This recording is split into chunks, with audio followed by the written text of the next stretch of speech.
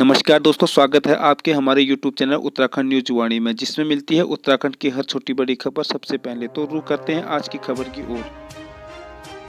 यह budget सर्वस्पर्शी budget है। इसमें होलिस्टिक अप्रोच रखी गई है और जो इसका सबसे मजबूत पक्ष है यह है हमारे आदरणीय प्रधानमंत्री मोदी जी का सबका साथ, सबका विकास, सबका विश्वास और सबका प्रयास उनके विजन के अनुरूप है। जैसा कि हमारे प्रधानमंत्री जी का कहना है कि इस सदी का तीसरा दशक उत्तराखंड का दशक होगा और इसी ध्येय को लेकर हम आगे बढ़ रहे हैं और इस बजट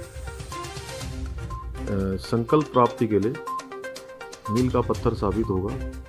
यह बजट हमारे दृष्टिपत्र के आधार पर बनाया गया बजट है और हमने आपका बजट, आपका सुझाव कार्यक्रम लेकर सभी के विचार हमने इसमें समाहित किए हैं और हमने कोशिश की है कि इसके आधार पर हम इसको बढ़ाएं। इसमें हमने नारी सशक्तिकरण, ग्रामीण विकास, इंफ्रास्ट्रक्चर, चिकित्सा, युवा कल्याण, कृषि, उद्योग जैसे क्षेत्रों को, शिक्षा, ट्रिपल वे कनेक्टिविटी, मानस खंड, मंदिर माला, रोपवे निर्माण सहित नए क्षेत्रों को भी इस बजट में हमने पूरी तरह से रखा है और इसे लीक से हटकर बनाए गए बजट का अध्ययन करने का मैं सभी से आह्वान करता हूं कि वो सभी लोग इसका अध्ययन करें और प्रसारित किया जा सके। यह बजट नहीं बल्कि उत्तराखंड बनाने का अर्थ संकल्प है और आचार्य चाणक्य के अर्थ प्रबंधन को लेकर दी गई परिकल्पनाओं के अनुरूप है।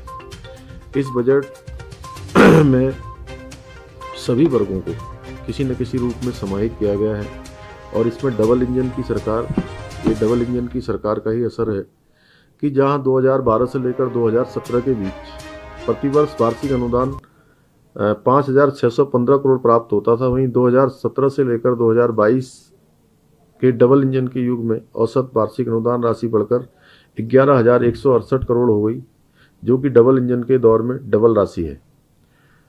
मुख्यमंत्री पलायन रोकथाम योजना में 25 करोड़ तथा सीमांत विकास कार्यक्रम और ग्रामीण कौशल योजना के तहत कुल 195 करोड़ की व्यवस्था की गई है।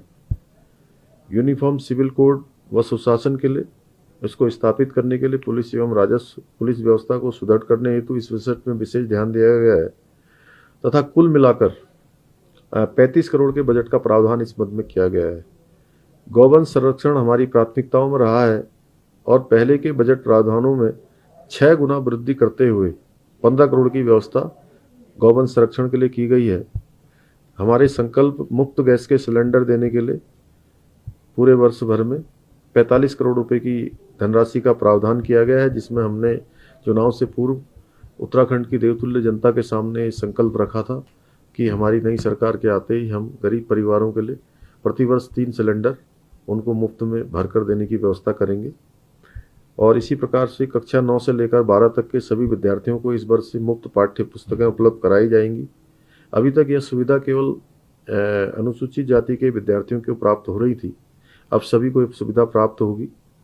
बजट पूर्व संवाद में एक समस्या पर भी चर्चा के क्रम में बजटीय प्रावधान किया गया है, जिसमें पार्किंग और ट्रैफिक जाम से मुक्ति का है।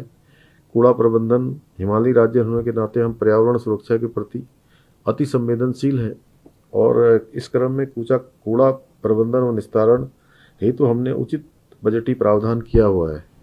साइबर सिक्योरिटी विशेषज्ञों के लिए भी की लगातार ये भारी मांग रही है। इसको देखते हुए मुक्त विश्वविद्यालय में इस विषय हेतु 5 करोड़ का बजटीय प्रावधान किया गया है। रोपवे, दुर्गम हिमालयी राज्य होने के नाते रोपवे परियोजनाएं हमारे लिए बहुत महत्वपूर्ण है।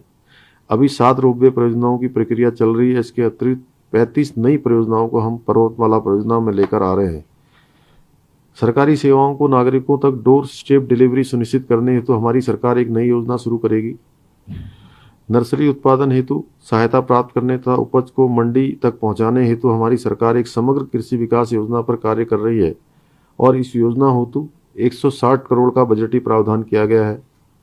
औद्योगिक नीति, एमएसएमई को सहायता, ईज ऑफ डूइंग बिजनेस, गति शक्ति कार्यक्रम तथा ग्रोथ सेंटर आदि के क्षेत्र में 163 करोड़ का बजटीय प्रावधान किया गया है। लोक कल्याण, वृद्धजन, निराश्रित, विधवा, दिव्यांग तथा आर्थिक रूप से कमजोर किसान और परित्यक्त महिलाओं को पेंशन व ऐसी ही अनेक लोक कल्याणकारी योजनाओं हेतु 2500 करोड़ का बजटीय प्रावधान किया गया है।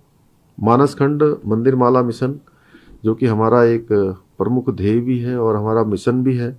इसके अंतर्गत कुमाऊं क्षेत्र में 38 प्रमुख मंदिरों और पर्यटन स्थलों को विकसित किया जाएगा। उनमें हर प्रकार से सौंदर्यीकरण से लेकर आने जाने की अच्छी व्यवस्था हो, उसके लिए हम मानसखंड मंदिर माला मिशन के अंतर्गत काम करेंगे। निकाय में बजटों में वृद्धि की गई है। हमारी सरकार ने इस बजट के माध्यम से जो नगरीय निकायों के बजट में लगभग 243 करोड़ की वृद्धि की है तथा त्रिस्तरीय पंचायतों के बजट में लगभग 190 करोड़ की वृद्धि की है। चंपावत में शोभन सिंह जीना विश्वविद्यालय का एक नया परिसर खोला जाएगा। इसके लिए भी इस बजट में 5 करोड़ रुपए की धनराशि का प्रावधान किया गया है। ऐसे अनेक क्षेत्रों में हर क्षेत्रों को छूने का हमने प्रयास किया है। हमने कोशिश की है कि ये केवल सामान्य बजट न होकर ये हमारे उत्तराखंड की उन्नति का, उत्तराखंड की प्रगति का, उत्तराखंड की गति का, उत्तराखंड की मति का एक अर्थ संकल्प है। और ये हम इस संकल्प के माध्यम से एक आदर्श उत्तराखंड, एक आत्मनिर्भर उत्तराखंड, एक श्रेष्ठ उत्तराखंड बनाने